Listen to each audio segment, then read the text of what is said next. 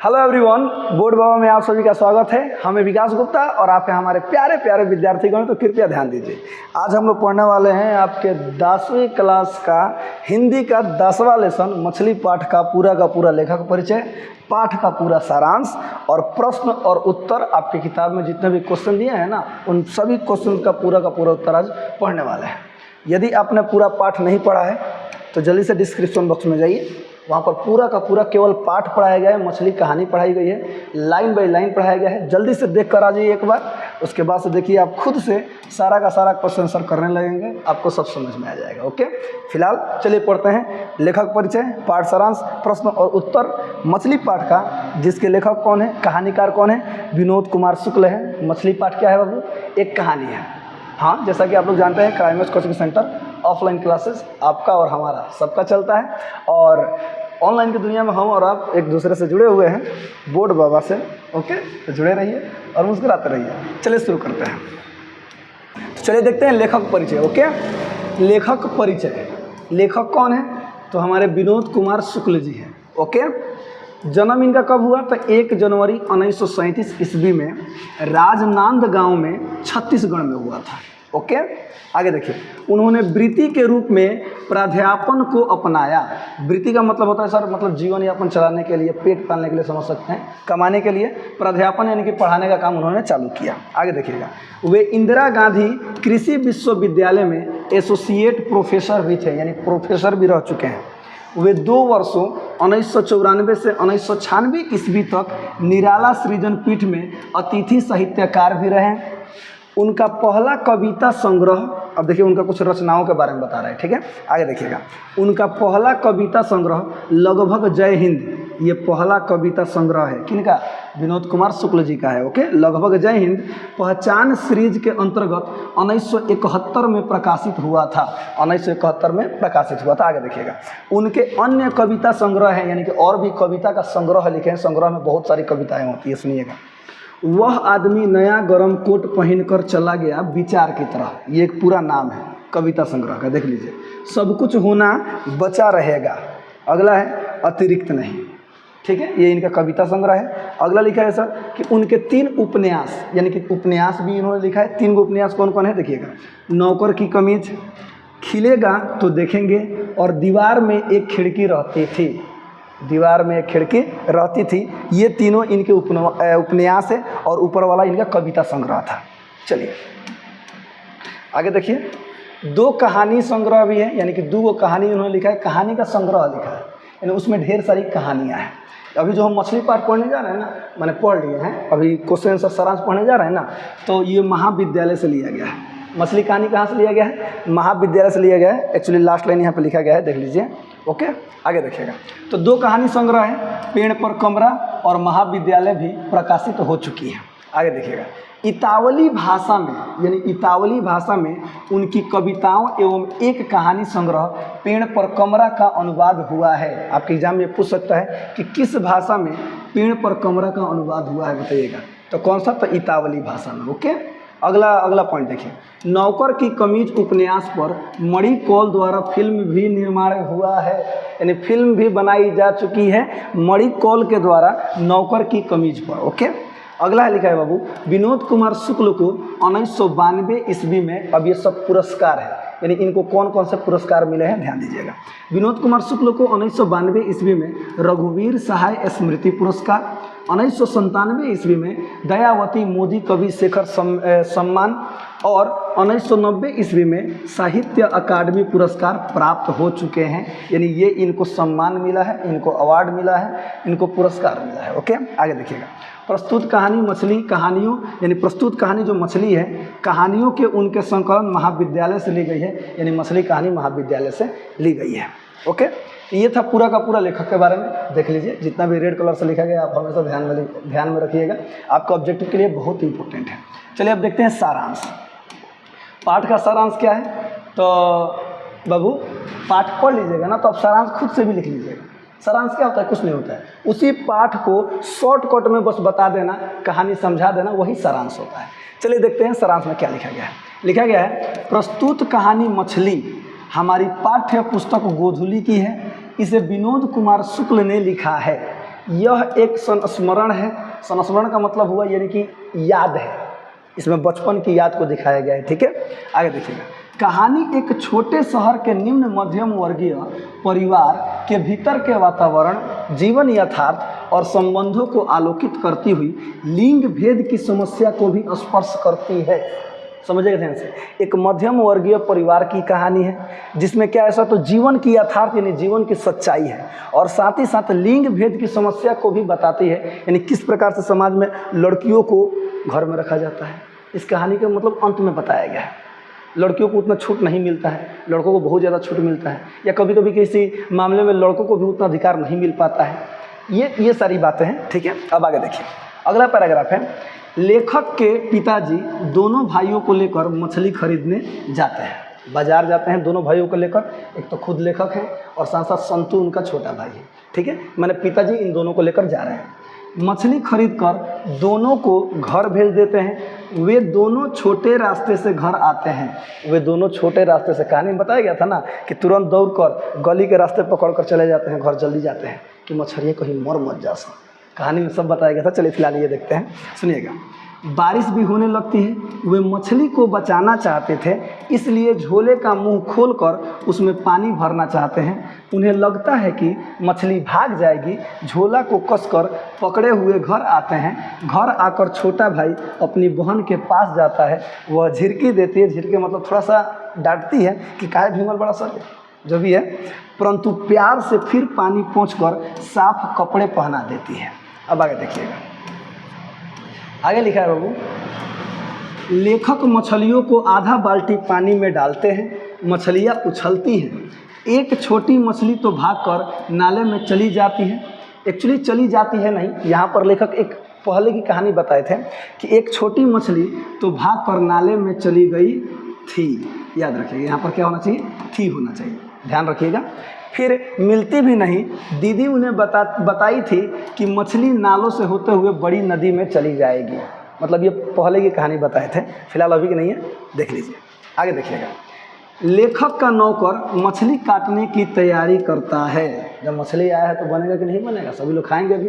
तो लेखक का नौकर मछली काटने की तैयारी करता है। लेखक दोनों भाई मछली की आंखों में परछाई देखना चाहते हैं, क्योंकि उनकी दीदी ने उन्हें बताया था कि मरी हुई मछली की आंख में परछाई दिखाई नहीं देती है। कहानी में मैंने बताया था ना, उनकी दीदी ने कभी बता दिया था कि जो मछली मर जाती है ना, उनके आंख में इंसान की परछाई नहीं दिखती है। तो दोनों बेचारे छोटे छोटे हैं, लेखक भी छोटे हैं और संतु उनसे भी छोटा है। तो मछलियाँ लेकर आकर, मछलियाँ मरी होती निकाल के सिर्फ आँखिया में झाँकते हैं कि हम लोग को तन की नहीं खिलो। ध्यान दीजिएगा। इसलिए वे स्वयं परखना चाहते हैं, यानी कि स्वयं देखना चाहते हैं कि क्या ये वास्तव में सही है कि मरी हुई मछली के आंख में परछाई नहीं दिखती है। लेखक का नौकर भग्गू, नौकर का नाम क्या था, भग्गू नाम, तो सुनिएगा। लेखक का नौकर भग्गू मछली काटने लगता है।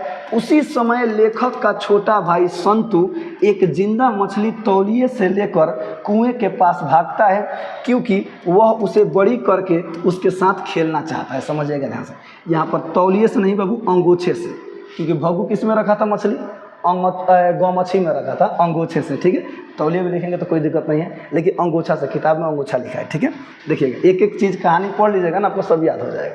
ठीक है, थोड़ा टाइपिंग में गलती हो जाता है, ध्यान दीजिएगा। लिखा है कि हाँ, तो तौलियों यानी कि अंगोछे से लेकर कुएं के पास भागता है, क्योंकि वह उसे बड़ी करके उसे साथ खेलना चाहता है, उसे ज़िंदगी देना चाहता है। परंतु भग्गू मछली पकड़कर काट ही देता है। अंत में मछली पकड़ क्या कर देता है, काट देता है। यानी मछलियों के प्रति लेखक और संतु को ज़्यादा प्यार हो जाता है और उन मछलियों को बचाना चाहते हैं वो लोग। इनफैक्ट एक मछली को बचाना चाहते हैं और कुएं में डालकर उसे बड़ा करना चाहते हैं, और जब मन कर उसे निकालकर खेलना चाहते हैं। ऐसे कुछ कहानी में बताया गया था। देखिए, संतु शुरू में मछलिया को छूने से डरता था, नहीं छू रहा था, नहीं काटेगी। तो लेखक कह रहे थे ना छू ना, कोनो बात नहीं, देखना हम छूले बनी ना, लेकिन डरते हैं। लेकिन जैसे ही देखते हैं कि मछली जब कटने वाली होती है, तो वही संतु जो डर रहा था वो जाता है, मछली को उठाकर लेकर भागता है। आगे देखिए, अगला पैराग्राफ में क्या लिखा है, ध्यान दीजिएगा। लेखक की दीदी शायद नरेन नामक लड़के से प्रेम करती है। यहाँ पर एक शब्द का प्रयोग किया गया है बाबू, शायद इसलिए लगाया गया कि उसमें उन नरेन नाम के लड़के और दीदी से प्रेम का कोई संबंध नहीं बताया गया है। थोड़ा सा भी नहीं बताएगा कि ये दोनों एक दूसरे से प्रेम करते हैं, कहीं भी नहीं लिखा है। केवल इतना लिखा है उनके पिताजी गुस्सा करते हैं, मतलब द्वार पर टहल रहे होते हैं और बोलते हैं कि भग्गू को, नौकरवा को, कि यदि नरेन आता है ना उसके मार के हाथ पर तोड़ देना, जो होगा मैं भुगत लूँगा। और दीदी रो रही होती है। इसी से अनुमान लगाया गया है कि शायद दीदी नरेन नाम के लड़के से प्यार करती है, जो मतलब उसके पिता को पसंद नहीं है। आगे देखिएगा, वह उससे मिलना चाहती है, नरेन से मिलना चाहती है। शायद आज वह आने वाला भी है, परंतु लेखक के पिता नहीं चाहते हैं कि वह उससे मिले, इसलिए दीदी को मारते हैं। वे नौकर को यह भी आदेश देते हैं कि जब नरेन यहाँ आए तो वह उसे पीटे। दीदी रो रही है। मछली और दीदी की ज़िंदगी एक सी लगती है, दोनों दूसरे के अनुसार ही जीते हैं। यानी मछली और दीदी कैसे दोनों एक दूसरे के अनुसार जीते हैं, समझिएगा ध्यान से। मछली किसके बिना तरस रही है, तो जल पानी के बिना तरस रही है। पानी मिलेगा तो उसे जीवन मिल जाएगी, उसे राहत मिल जाएगी। उसी प्रकार से दीदी नरेन के बिना तरस रही है। यदि नरेन मिलेगा तो वो भी क्या हो जाएगी, खुश हो जाएगी। लेकिन पिताजी मिलने नहीं देना चाहते हैं। समाज की मानसिकता होती है सब। आगे देखिएगा, बाद में लेखक स्नान घर में घुसकर बाल्टी का पानी उड़ेल देते हैं, जिसमें मछलियाँ थी, बाल्टी का पानी उड़ेल देते हैं, जिससे कि आदमी के कुकृत्य का दुर्गंध पूरे घर में फैल जाता है। कहानी का अंत कुछ ऐसा था, मतलब कहानी में सारांश में यही है, सुनिएगा ध्यान से, कि बाल्टी को उड़ेल देते हैं और मछलियों का गंध पूरे घर में फैलने लगता है। यानी जिस प्रकार मछलियों का गंध घर में फैलने लगता है, उसी प्रकार एक इंसान किस प्रकार से भेदभाव करते हैं, उसका दुर्गंध पूरे घर में फैल जाता है, यानी पूरे समाज में फैला हुआ है। चलिए, तो ये था पूरा का पूरा सारांश। अब बारी है बाबू प्रश्न और उत्तर की। ओके, चलिए ध्यान दीजिए, एक एक प्रश्न उत्तर खूब बढ़िया से पढ़ते चलते हैं, देखते चलते हैं, समझते चलते हैं। पहला क्वेश्चन है, झोले में मछलियाँ लेकर बच्चे दौड़ते हुए पतली गली में क्यों घुस गए? देखिए आंसर क्या है। झोले में मछलियाँ लेकर बच्चे दौड़ते हुए पतली गली में इसलिए घुस गए क्योंकि इस गली से घर नज़दीक पड़ता था, दूसरे रास्ते में बहुत भीड़ थी, बाजार का दिन था, बूंदें भी पड़ने लगी थी, जिसके कारण उन्हें घर पहुंचने की जल्दी भी थी। यह है इसका आंसर। अगला क्वेश्चन देखिए, एकदम आसान है, कहानी है, सब समझ में आ जाएगा, कुछ भी समझने की जरूरत नहीं है, बस पढ़ लीजिएगा, समझ में आ जाएगा। देखिए, मछलियों को लेकर बच्चों की क्या अभिलाषा थी? तो आंसर सुनिएगा ध्यान से। मछलियों को लेकर बच्चों की अभिलाषा थी कि वे पिताजी से एक जिंदा मछली मांग लेंगे और उसे कुएं में डालकर बड़ा करेंगे, मन होने पर बाल्टी से निकाल कर खेलेंगे, फिर कुएं में डाल देंगे। अगला देखिएगा, अगला क्वेश्चन है, मछलियाँ लिए घर आने के बाद बच्चों ने क्या किया? जब मछलियाँ लेकर बाजार पे घर आए तो घर आने के बाद उन्होंने क्या किया, ध्यान दीजिएगा। मछलियाँ लेकर घर आने के बाद बच्चों ने स्नान घर में घुसकर अंदर से पहले दरवाज़ा बंद कर दिया, फिर बाल्टी का आधा पानी निकाल कर उसमें मछलियों को डाल दिया और बाल्टी को घेर कर बैठ गए और मछलियों को देखने लगे। घेर कर मछलियों को देखने लगे। और भी कुछ बातें हुई थी, जाकर कहानी पढ़िए, आपको सब समझ में आ जाएगा। आगे देखिए, अगला क्वेश्चन है, मछली के बारे में दीदी ने क्या जानकारी दी थी, बच्चों ने उसकी परख कैसे की? तो मछली के बारे में दीदी ने जानकारी दी थी कि मरी हुई मछली की आंख में झांकने से अपनी परछाई नहीं दिखाई देती। यही ना दीदी ने बताया था। बच्चों ने इसकी परख मरी हुई मछली की आंखों में झांक कर की। कैसे की? झांक कर की कि तनी परछाइया लौको ताकि नहीं लौको, देखे के। अगला क्वेश्चन देखिएगा। अगला क्वेश्चन है, संतू क्यों उदास हो गया? संतू क्यों उदास हो गया भाई? तो संतू को लगा कि अब भग्गू मछली को काट देगा, भग्गू जो नौकर था काट देगा, यही सोचकर वह उदास हो गया। वह चाहता था कि मछली को कुएं में डालकर बड़ी करे और फिर जब चाहे उसे बाल्टी से निकाल कर खेले और फिर उसे कुएं में डाल दे, लेकिन मछलियाँ तो कट रही थी, इसलिए संतू क्या हो गया, उदास हो गया। अगला क्वेश्चन है, घर में मछली कौन खाता था और वह कैसे बनाई जाती थी? ध्यान दीजिएगा। तो घर में मछली बच्चों के पिताजी खाते थे। मछली घर से बाहर ही बनती थी। मछली काटने के लिए अलग से एक पाटा था। पाटा बताए हैं ना कहानी में, लकड़ी का होता है, जब मुर्गा मछली नहीं कटा देख ले, ध्यान दीजिएगा। हाँ, अलग से एक पाटा था। इसे लेखक की माँ नहीं बल्कि सुनिए, इसे लेखक की माँ नहीं बल्कि घर का नौकर बनाता था, क्योंकि लेखक की माँ भी मछली नहीं खाती थी और अपने बच्चों को भी खाने नहीं देती थी। एकदम खाए के नहीं थे, एकदम भगत आदमी थे। भगत समझ में आता है ना, मीट मछली मांस उनका सेवन नहीं करते हैं। आगे देखिएगा, अगला क्वेश्चन है, दीदी कहाँ थी और वह क्या कर रही थी? दीदी तो रो रही थी, लेटी हुई थी। सुनिएगा ध्यान से, दीदी घर के अंदर थी और वह लेटी हुई थी।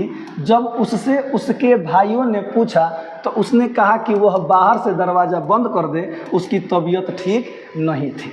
और भी बातें जोड़ सकते हैं कि दीदी घर में रो रही थी, सिसकियाँ लेकर रो रही थी। आगे देखिएगा, अरे अरे कहता हुआ भग्गू किसके पीछे भागा और क्यों भागा? बताइए तो क्यों भागा? आप लोग को याद होगा, कहानी पढ़े होंगे तो ध्यान दीजिएगा। अरे अरे कहता हुआ भग्गू संतू के पीछे भागा क्योंकि संतू अंगोछे से मछली को लेकर भाग गया था। भग्गू को लगा कि संतू मछली को कुएं में फेंक देगा, फिर उसे पिताजी से डांट पड़ेगी, यानी भग्गू को डांट सुनना पड़ेगा पिताजी से। आगे देखिएगा, अगला क्वेश्चन है, मछली और दीदी में क्या समानता है, स्पष्ट करें। ये इंपॉर्टेंट क्वेश्चन है, ध्यान दीजिएगा।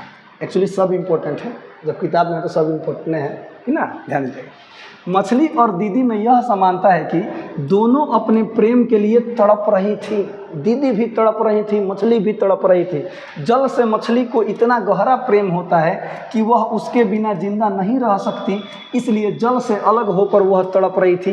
दीदी को नरेन नामक लड़के से प्रेम था, वह घर आने वाला था। शायद उसके पिताजी उसे नहीं मिलने के लिए मना कर रहे थे, इसलिए मिलने के लिए उसे मना कर रहे थे, इसलिए वह तड़प रही थी और साड़ी से मुंह ढक कर यानी ढक कर रो रही थी। क्या कर रही थी? रो रही थी, सुबक रही थी, सुसक रही थी, रो रही थी। आगे देखिएगा, आपको जो सुविधा लगे आप लिख सकते हैं।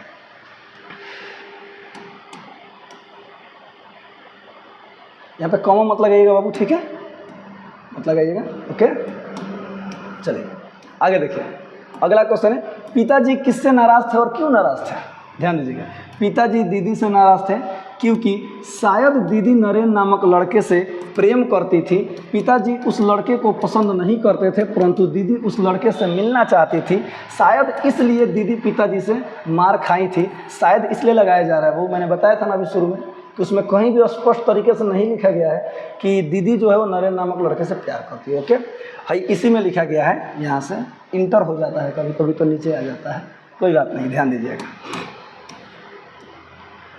अगला 11 नंबर क्वेश्चन देखिएगा, संतू के विरोध का क्या अभिप्राय था? संतू विरोध कर रहा था, उसका अभिप्राय क्या था? ध्यान दीजिएगा, संतू के विरोध का अभिप्राय है कि संतू प्राणी से प्यार करता है, संतू जंतु से प्यार करते हैं। मछली से संतू को प्यार हो गया था। देखिएगा, वह मछली को मारना नहीं चाहता था, वह चाहता था कि मछली की नैसर्गिक सुंदरता का मतलब जैसी मछली है एकदम वैसे ही, सुनिएगा, सुंदरता बनी रहे और वह उससे खेले। इस बहाने लेखक यह भी बताना चाहते हैं कि लड़की को लोग कमज़ोर समझते हैं, उसे जबरन किसी के पल्ले बांध देते हैं, परंतु लड़की अगर किसी से प्रेम करती है तो उसे बुरा माना जाता है, उसे उससे दूर रहने की ताकीद करते हैं, यानी कि ज़बरदस्ती करते हैं, उसकी स्वाभाविक सुंदरता को बर्बाद करते हैं, उसे जानवर की ज़िंदगी जीने को बाध्य करते हैं। यानी कि यहाँ पर यह भी बात बताया गया है, दीदी और नरेन का जो संबंध था ना, वो देखिए, उसे जो चीज़ पसंद है उसे वो चीज़ नहीं मिल रहा है, किसी अन्य व्यक्ति का जो पसंद है ना उसे दिया जा रहा है। जैसे मान लीजिए कि आपको कोई चीज़ पसंद पड़ गया, एकदम पसंद पड़ गया, समझिएगा ठीक से, कोई चीज़, ठीक है, पसंद पड़ गया, आपको वो चीज़ नहीं मिल रहा है, किसी अन्य के पसंद किए गए सामान को आपको दिया जा रहा है, क्या आपको पसंद आएगा? नहीं आएगा। हाँ, कब कब पसंद आ जाता है, उसकी बात अलग है, ध्यान दीजिएगा। हाँ, तो यही बात बताई गई है। ओके, आगे बढ़ते हैं। दीदी का चरित्र चित्रण करें, यानी दीदी के बारे में बताएं, सुनिएगा ध्यान से। आगे देखिए, दीदी निम्न मध्य वर्गीय परिवार की लड़की है, वह प्राणी मात्र से प्रेम करती है। वह कहती है कि मरी हुई मछलियों के मुंह में हम अपनी आँख में, बाबू सुधार लीजिएगा, कोई दिक्कत नहीं है, आँख में, ओके। तो मरी हुई मछलियों के आँख में हम अपनी परछाई नहीं देख सकते हैं। मछली को मारना उसकी प्राकृतिक खूबसूरती को बर्बाद करना है तथा यह पाप है। वह अपने भाइयों से भी बहुत प्रेम करती है। जब उसका भाई वर्षा में भीग कर आता है तो उसे मीठी झिरकी देती है, फिर प्यार से उसे तौलिए से पोंछकर नए कपड़े पहनाती है और उसके बालों को संवारती है। वह एक लड़के से भी प्यार करती है, वह उससे मिलना चाहती है, परंतु उसके पिताजी उससे नाराज़ हो जाते हैं, अतः वह दुखी होती है, मछली की तरह तड़पती है, लेकिन क्या कर सकती है, वह लड़की जो थड़ी, यानी कि लड़की है, कुछ भी नहीं कर सकती है। ये दीदी के बारे में था, कहानी में इतना ही उसकी भूमिका है। आगे देखिएगा, अगला क्वेश्चन बाबू, कहानी के शीर्षक की सार्थकता स्पष्ट करें। यानी इस जो कहानी का नाम मछली रखा गया है, क्या मछली नाम सही है? आइए देखते हैं।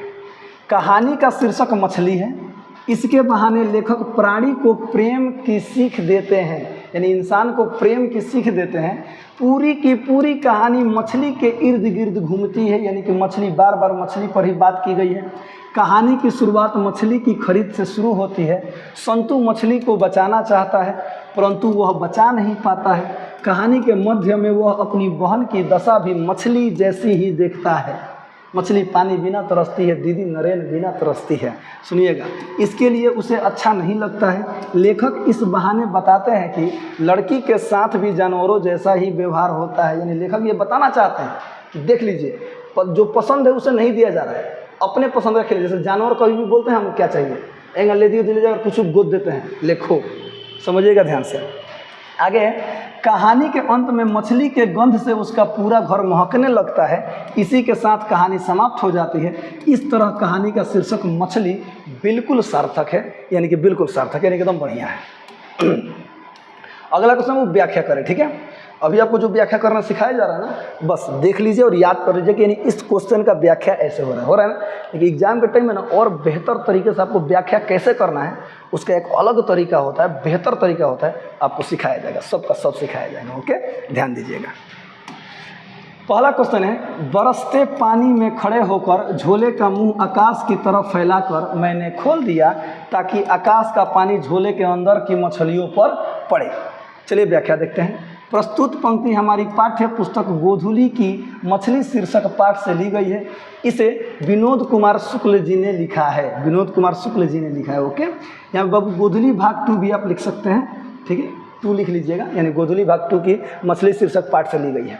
आगे देखिएगा, इस पंक्ति के द्वारा, यानी जो पंक्ति दिया गया है, इस पंक्ति के द्वारा उन्होंने बच्चों के अंदर छिपे प्यार को दिखाया है। जब तक बच्चा इस दुनिया की बुराई से दूर रहता है वह जीव मात्र से प्रेम करता है। जी हाँ, छोटे छोटे बच्चों को देखें, किसी भी चीज़ से प्रेम हो जाता है। कभी मेला लेकर छोटे बच्चों को चले जाए, 3-4 साल के बाद बोले के लूर का जौने सामान हो देखी तो का कहला हमारा वो चाहिए, वो चाहिए, वो कहता है ना। तो देखिएगा, आगे देखिए, बच्चों के पिताजी ने मछली को पकाकर खाने के लिए खरीदा था, यानी मछली पकाकर खाने के लिए खरीदा था, परंतु बच्चे उसे मरने नहीं देना चाहते थे। वे चाहते हैं कि वे उससे खेलें। इसलिए जब बच्चे मछली खरीद कर ला रहे थे तो रास्ते में बारिश होने पर अपने झोले का मुंह खोलकर उसमें पानी भरना चाहते हैं। उन्हें डर है कि कहीं घर जाते जाते वह मर नहीं जाए, क्योंकि मछलियों को जब तक पानी नहीं मिलेगा तो तड़पती रहती हैं और बिना पानी के मर जाती हैं। इसलिए झोरवा इस तरह खोल देते हैं, उसमें पानी पड़ रही, क्योंकि बारिश हो रहा था, पानी पड़ रही तो जिंदा रही सब मछलियाँ। आगे देखिएगा, अगला क्वेश्चन है, अगर बाल्टी भरी होती तो मछली उछलकर नीचे आ जाती। इसको व्याख्या करना है, ध्यान दीजिएगा। तो प्रस्तुत पंक्ति हमारी पाठ्य पुस्तक गोधुली भाग 2 की मछली शीर्षक पाठ से ली गई है। इसे विनोद कुमार शुक्ल जी ने लिखा है। तो प्रस्तुत पंक्ति के द्वारा लेखक बच्चों के कौतूहल और मछली को बचाने के प्रयास को बताया, यानी कि बच्चे क्या क्या करते हैं मछली कराने के लिए, कौन कौन खचड़ाई करते हैं या कौन कौन क्या क्या काम करते हैं उसके बारे में बताए हैं और मछली को बचाने का प्रयास किया है। जब बच्चे मछली को लेकर घर आते हैं तो सबसे पहले मछली को झोले से निकाल कर जल्दी से बाल्टी में डाल देते हैं। मछलियाँ पानी में डालते ही उछलती हैं। बच्चे कहते हैं कि अगर बाल्टी भरी होती तो मछलियाँ उछलकर बाहर आ जाती, पर बाल्टी आधी थी इसलिए मछलियाँ नहीं उछल रही थी। मछलियों का जल पाकर खुश होना वे देख रहे थे, परंतु मछली तो खाने के निमित्त घर में लाई गई थी, यानी खाने के लिए ही ना घर में लाई गई थी। आगे देखिएगा, वे चाहते थे कि जल्दी से उनके पिताजी घर आ जाएं तो वह पिताजी से एक मछली मांग ले और उसे कुएं में डालकर बड़ी करें, परंतु ऐसा नहीं हो पाता है। वे मछली को नहीं बचा पाते हैं, सिर्फ मछली की जिजीविषा को सोचकर दुखी होते हैं, क्योंकि वे उसे बचाने में नाकामयाब रहते हैं। यानी कि केवल वो मछली के बारे में यही सोचते हैं कि मछलियाँ कटा जाइए, भगुआ बता काट दी, भगुआ था ना नौकर, भगू काट देगा, केवल यही सोच रहे थे। आगे देखिएगा, अगला ग नंबर है बाबू, और पास से देख एक परछाई दिखती है, क्वेश्चन मार्क लगाया गया है। यानी कि लेखक कहते हैं ए संतु और लगे से देख लौकत रहे अखिया में। कहानी पढ़िए, मजा आएगा। आगे देखिएगा, व्याख्या है बाबू। प्रस्तुत पंक्ति हमारी पाठ्य पुस्तक गोधली भाग 2 की मछली शीर्षक पाठ से ली गई है। इसे विनोद कुमार शुक्ल जी ने लिखा है। इस पंक्ति के द्वारा लेखक बच्चे के कौतूहल और कर के सीखने की क्रिया को दिखा रहे हैं। कर के सीखने यानी खाली सुन के मत सीखिए, कोई किसी भी काम को प्रैक्टिकल कीजिए, यानी कर के सीखिए। दीदी ने कहा था ना कि जो मछली मर जाती है उनके आंखों में परछाई नहीं दिखती है, तो वही ना कर रहे थे, मछलियाँ निकाल कर आँखियों में देख रहे थे। देखिएगा ध्यान से। बच्चों की दीदी ने उससे बताया था कि मरी हुई मछली की आंख में हमारी परछाई नहीं दिखती है, इसलिए लेखक ने अपने छोटे भाई से कहा कि वह जो मछली मरी हुई शांत पड़ी थी उसकी आंखों में झांक कर देखे कि मछली की आंखों में उसकी परछाई दिखाई पड़ती है या नहीं। उनके छोटे भाई को परछाई नहीं दिखाई पड़ती है, परंतु जब वे देखते हैं तो उन्हें लगता है कि शायद मछली की आंखों में परछाई दिख रही है, यानी धुंधली से दिख रही है। फिर उन्हें लगता है कि शायद मछली की आंखों का रंग ही ऐसा है कि उन्हें लग रहा है कि उन्हें परछाई दिख रही है। यानी कि बच्चे देखते हैं ना, बच्चे होते हैं सर, उनके मन में कैसे कैसे विचार आते हैं ना, ऐसे ऐसे। ओके, जो भी है। चलिए लास्ट क्वेश्चन है, सबसे ध्यान दीजिएगा। नहान घर की नाली क्षण भर के लिए पूरी भर गई फिर खाली हो गई, ये अंत का लाइन है, सुनिएगा ध्यान से। तो प्रस्तुत पंक्ति हमारी पाठ्य पुस्तक गोधली भाग 2 की मछली शीर्षक पाठ से ली गई है। इसे विनोद कुमार शुक्ल जी ने लिखा है। इस पंक्ति के द्वारा लेखक आदमी के कुकृत्य की दुर्गंध के बारे में बता रहे हैं। अंत में था ना कि जब पानी को गिरा देते हैं तो मछली की गंध पूरे घर में फैल जाती है, तो यहाँ पर क्या है सर, तो लेखक आदमी के कुकृत्य यानी कि गलत काम के दुर्गंध के बारे में बता रहे हैं। लेखक के घर में जो मछली बनी उसे बाल्टी में धोया गया। लेखक जब स्नान घर में घुसे तो पानी को घुमाए और उड़ेल दिए, जिससे कि पूरा घर मछली की तरह गंध करने लगा। दीदी को पिताजी ने मारा था, दीदी को पिताजी ने मारा था, इसलिए उनकी सिसकियाँ भी बढ़ गई थी, यानी दीदी रो रही थी। दीदी और मछली की दशा एक सी थी, उन दोनों का अपनी ज़िंदगी पर कोई अधिकार नहीं था। दीदी नरेंद्र नाम के लड़के से प्यार करती थी, उनको मन था कि वो नरेंद्र नाम के लड़के से मिले, बात करे, लेकिन पिता नहीं चाहते थे। पिता नहीं चाहते थे कि वो लड़की अपने पसंद की करे, वो मेरे पसंद की करे, समझिएगा ध्यान से। और मछली क्या, मछली पानी में रहना चाहती है, पानी में जीना चाहती है, लेकिन उसे पानी नहीं मिल रहा है, वो मरने वाली है, तड़प, यानी दोनों तड़प रहे हैं एक तरह से देखा जाए तो। वे दोनों ही दूसरे के अनुसार अपनी ज़िंदगी जीने को बाध्य है, यानी किसी अन्य के मन के अनुसार ज़िंदगी जीने को बाध्य है। तो पूरा का पूरा लेखक परिचय, पाठ सारांश, क्वेश्चन आंसर आप लोगों ने देख लिया। हंसते रहे, मुस्कुराते रहे, हमेशा खुश रहिए। मिलते हैं अगले वीडियो में, तब तक के लिए जय हिंद।